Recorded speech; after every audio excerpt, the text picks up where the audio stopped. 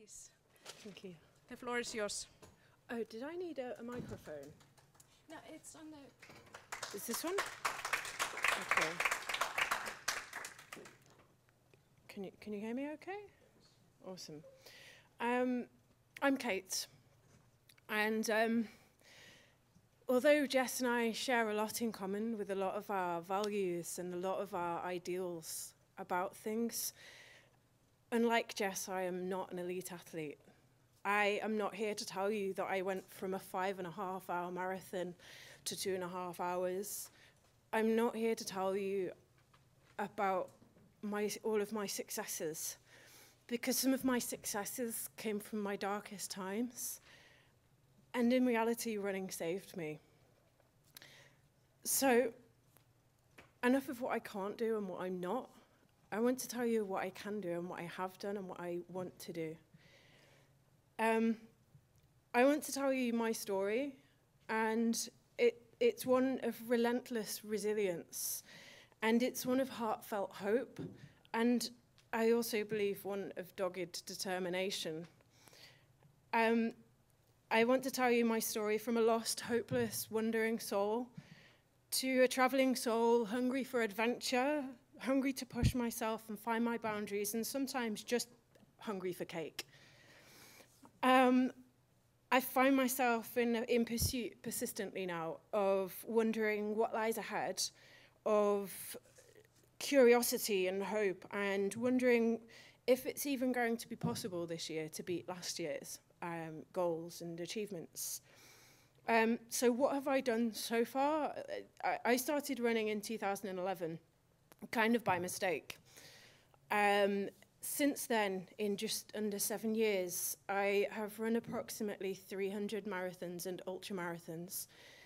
I've run in 4 continents, in approximately 15 countries. I've run roughly 15 ultramarathons from anywhere from 50k through to 400 kilometers, and 7 Ironmans. But the reality is a lot of this goes back to when I was younger, and I want to kind of rewind back to 2005. And in 2005, I was a young 19-year-old who had set off to start my life and leave everything behind that had gone before. And in my view at that time, that was the start of my life, and life was going to begin for me at 19 years old. I'd left home to go to university, and I had not long revealed my history of being a victim of sexual abuse by my stepfather. I had left behind the difficulties of family life and left behind the domestic violence of my first relationship with the man that I lived with. And that was by 19 years old. And now was going to be the start of my life. Now was going to be when I was going to live. But there'd be a lot more hurdles before my life really began in 2011. The reality was I'd spent 19 years at that point refining the actual art of endurance. I'd spent 19 years crafting this warrior, this survivor, this idea of beast mode, of overcoming everything and of showing no weakness and no signs of vulnerability. I had learnt how to not crack under pressure. I had learnt to believe in myself when nobody else had any expectations or any beliefs for me. So a few more hurdles were still to come. And as I started university, I got to my second year, and I found that everything just became too much. I'd not actually developed coping strategies to carry this load that I carried around for all of these years. And I dropped out of university in my second year, and I ended up on antidepressants and trying to just get my life back together and learn who I was despite everything that had gone before. And so by the time I went back to university in the second year, and I repeated it, and I finished my degree after an extra year, after 4 years in total. The reality was, though, by the time I came to my graduation, I was in the deep, dark depths of anorexia and bulimia.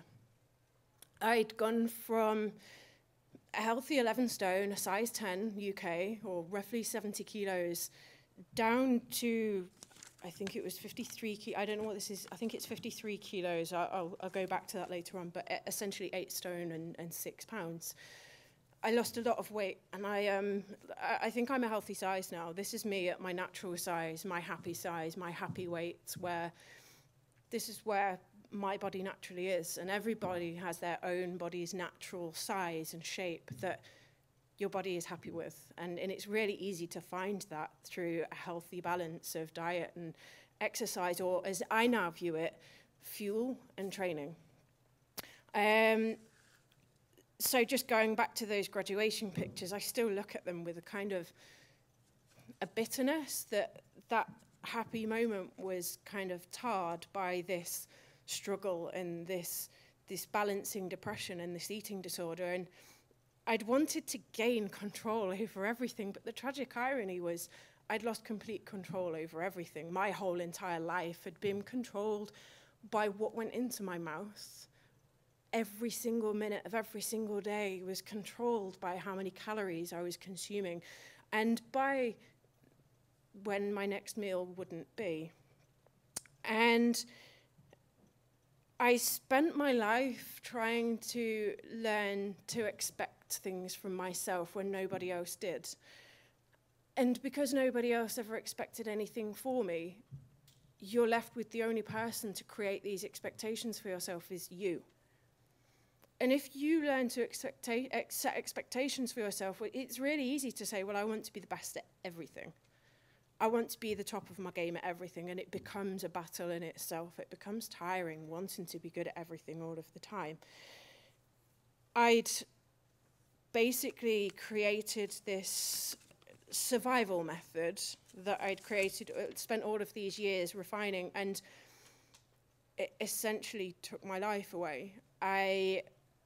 At 24 years old, we are now in 2010, I knew that something had to change. I couldn't sleep. I was scared that I wasn't going to wake up, and I can honestly say it's such a privilege now to be here, to look back and know that those moments in my life, they taught me to appreciate the preciousness of life. It's a gift because you don't know how many times your heart will beat. Your heart could beat tomorrow for the last time on earth, and then you are done. That's it.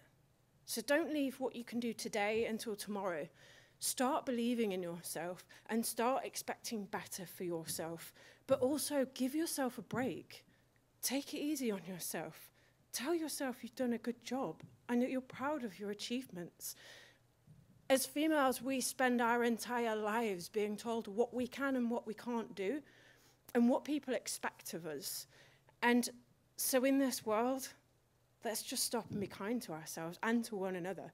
Be that person that you smile at. Be that person that encourages your sister that isn't actually your genetic sister, because we're all in this together. That moment when my life changed was when I collapsed in my apartment and I hit my head. And I had this realization that if I didn't get my shit together, I was going to be found dead on my own in my flat, and nobody would realize because I wasn't talking to my family then. I had my godmum, who was a lady I'd met through church, and I just had this realization of I knew what it was like to be loved for the first time in my life. I knew what it was like that somebody had my back and they were proud of me, and it took me 20-something years to experience that. And I wasn't about to take that away from somebody else when I'd spent all of those years craving that. So somehow, against a slow path to recovery, in 2011, when my life was at that tipping point, I'd regained the weight, and I guess in reality I'd been kidding myself, thinking that, well, I'll just lose all of the weight again.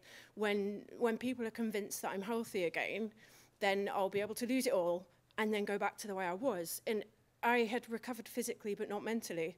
I hadn't made that switch here to the rest of me.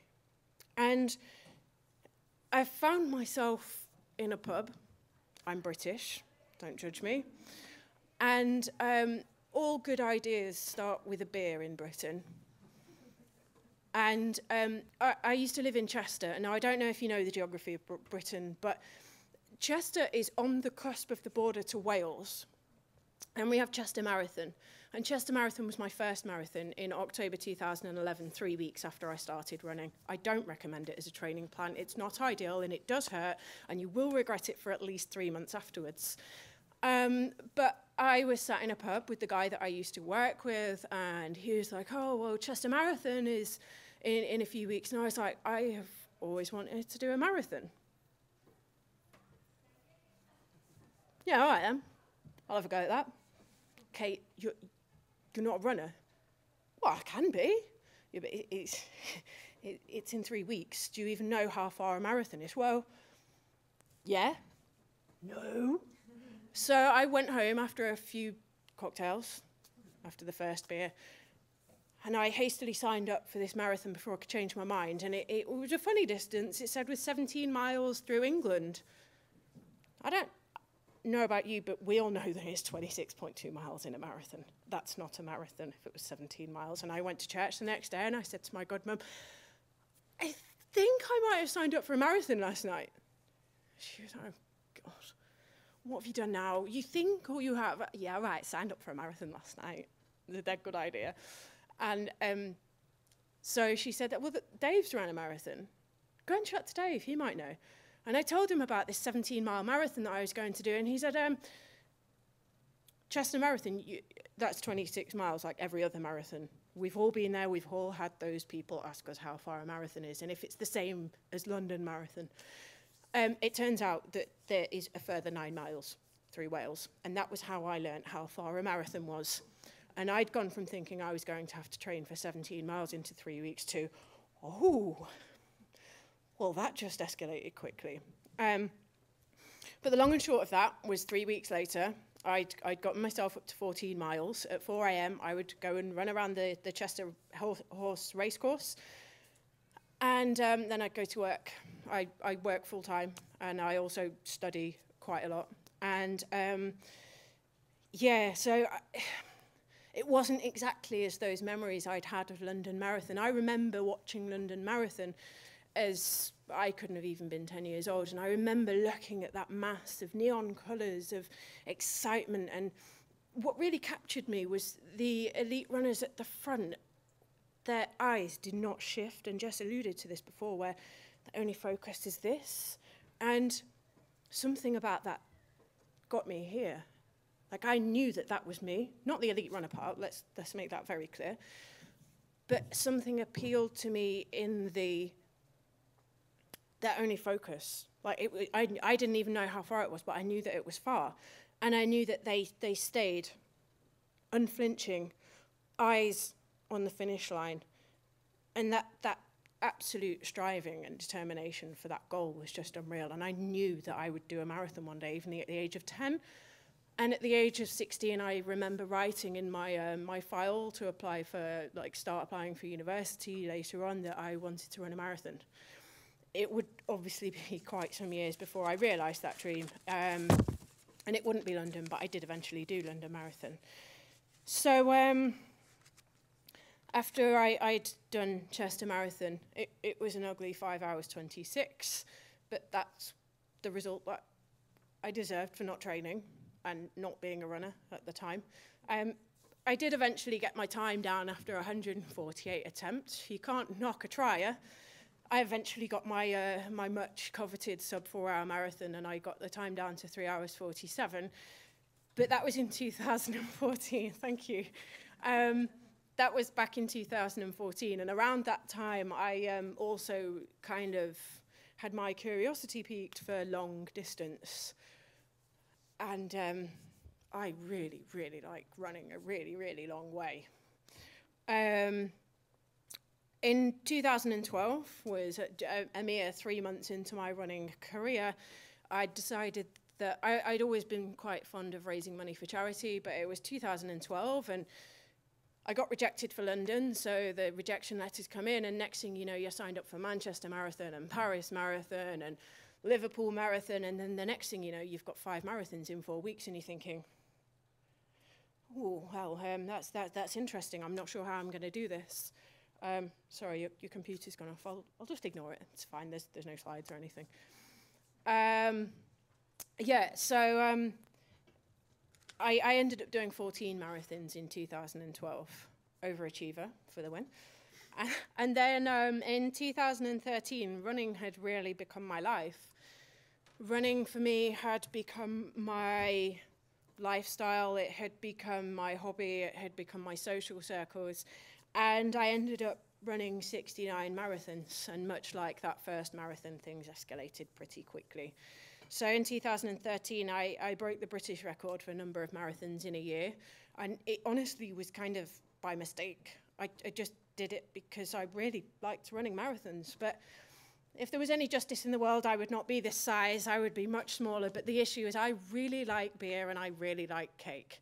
And this is why I will never be an elite marathon runner. Like, don't get me wrong, I would love a 6-pack, but I'd much prefer a 6-pack of beer. So the next thing you know, 2014 arrived, and so did another 80 marathons.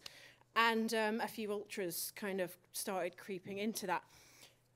And for me, whilst I'd loved doing marathons, and I still love marathons, something awoke in me with ultra marathons. And I found myself completing my first 24-hour ultra. And I, at the start of 2014, had actually had the goal of getting a trophy. It was a simple goal, just one trophy, from a race that I'd completed and won with other runners, where I didn't win because I was the only runner.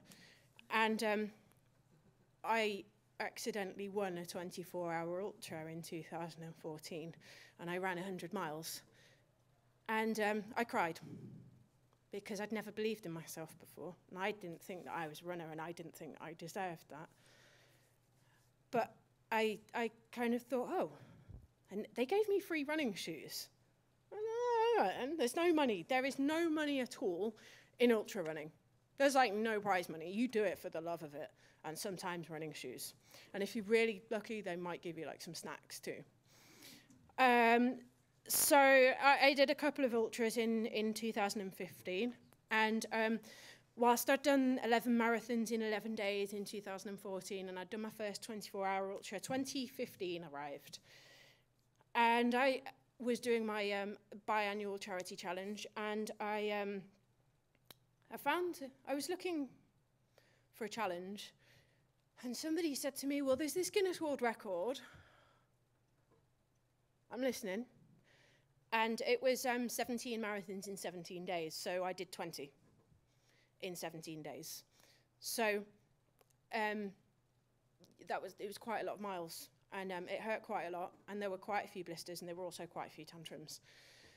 There literally was blood, sweat, and tears. But I raised several £1,000s, not only through the running, but through becoming more open about my experience of eating disorders and mental health, and actually trying to break the stigma because of that. I was really open with people, and I tried to say, hey, this is my story. This is who I am. And if somebody else listens to my story, then maybe their story might not turn out quite the way mine did in the past. Maybe they might have somebody else to help them realize they're not alone, and they might say, hey, actually, she's pretty average, and she went and did some pretty extraordinary things. So I continued. I did my first Ironman in 2015. I completed my first point-to-point 100-mile run under 24 hours, and I was actually in the shape of my life, and I got my 100-mile time down to 22 hours 20. I won multiple 24-hour races, and I was doing pretty well. And then I got sexually assaulted in a run, in my safe space. And that was the place that was mine. That was the place that had suddenly been interrupted, and I had my safety net taken away. I was grabbed in the middle of the night from behind, and he grabbed my chest, and I've never been so scared that I was going to be raped. And luckily, And I thank the Lord that I wasn't that day. But I ran for 20 minutes on my own in the darkness, desperately trying to find somebody to catch up with, desperately, with my heart beating like in a horror film, convinced somebody was going to get me. And this race was a 24-hour race. It got paused. The police came. I went away with them. I went back to the scene. I went to the police station. I made the statements. I went through everything that had happened within minutes of this experience. And the race organizer, when I got back, he said, the race is going to start again at 6 a.m. when it's light. I'd understand if you don't want to, but you can rejoin us if you like. And I was like, well, yeah, I paid my entry fee and I was winning. So you don't get to tell me if I'm welcome to join or not. So yeah, of course I joined the race. And I won. I did 84 miles in roughly 16 hours, it worked out at with the break between. But to me, that's what ultra running is about, and that's what any form of endurance sports is about. It's about falling apart. It's about going to the deep, dark depths of the bottom. It's about falling to pieces and picking your pieces back up and putting them back together and rising from those ashes like a phoenix and saying, no, you don't get to destroy me.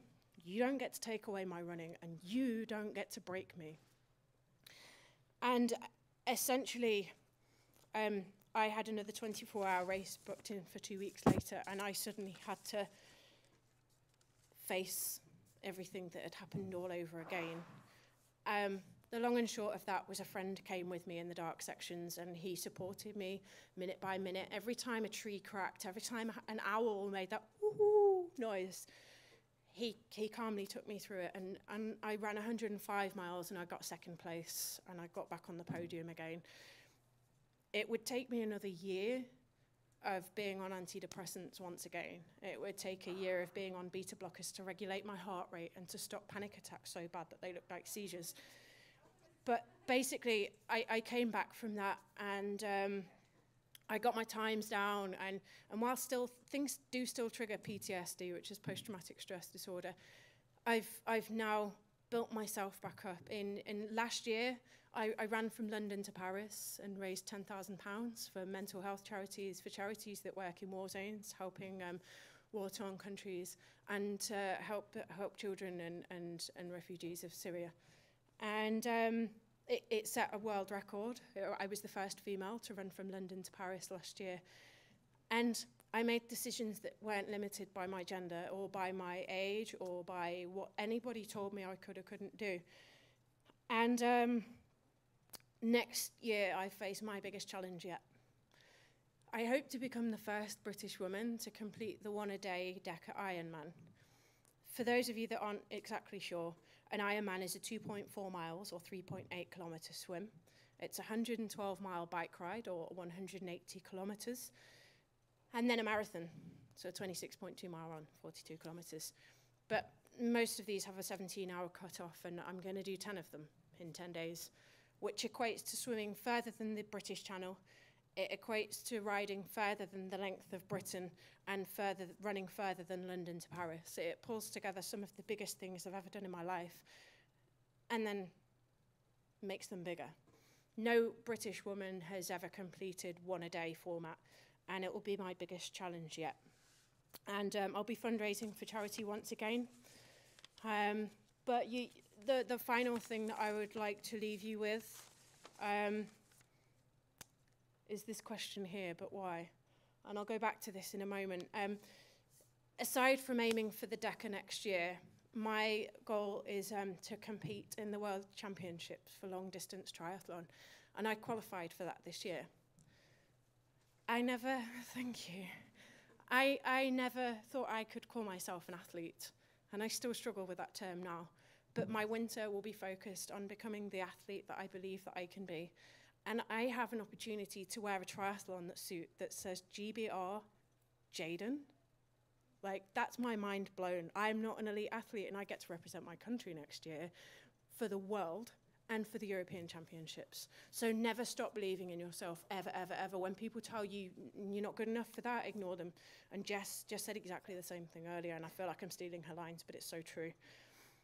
I'll always continue seeking my next adventure. And since 2011, in that New Year's resolution of Carpe Diem, or to live life for every day as though you have it, every year I've wondered if I'm going to be able to top the last year, and somehow I've managed it. It's getting more and more difficult, but next year will be my 9th year of topping the previous one. And I'd just like you to have a think about this question you must get asked yourself, yeah, but why? People ask me all the time, yeah, but why? Like, not just like why run marathons, yeah, but Kate, why? Like, why do you do this? And for me, why do I do this? Why do I run? Why do I do triathlon and this really long endurance stuff? Well, in a world that tells me based on my gender, like how I should smell and how tall I should be and how slim I should be and how mentally well or stable I should be, how big my arse should or shouldn't be, well, running allows me a space. It allows me a place. It allows me time to digest anything that was and has been. It allows me a place to form my own image of me that digresses from what anybody expects me to be.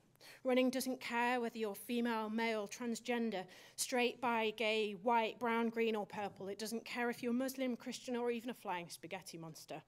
Running allows me a space to create the person that I truly am and know I am, that I know that I can be, to forget and leave behind the times that were and have been, and to show how I want me to be seen. In short, running allows me to be better today than I was yesterday, and it allows me to be better tomorrow than I am today. Tack.